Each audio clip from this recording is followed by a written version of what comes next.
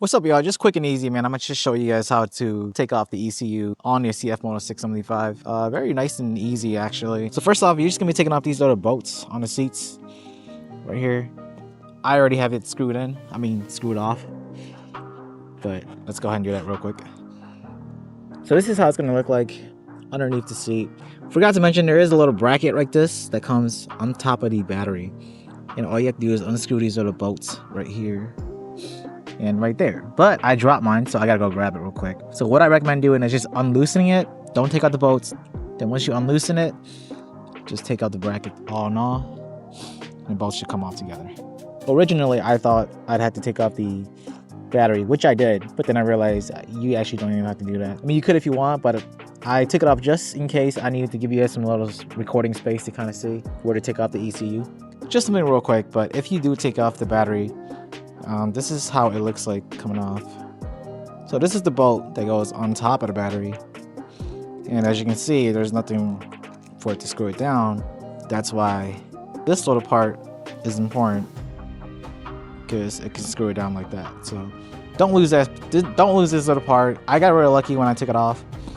I got lucky because it sat like right here, and it didn't fall off until I took it out. So don't lose that piece. Very important. This is basically the ECU right here.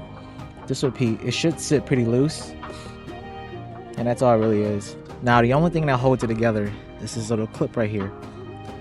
And the way to take off that little clip is, I don't know if you guys can see this little notch right here. See this little notch right here? This is a little notch right here. But I'll show you guys once I take it off too.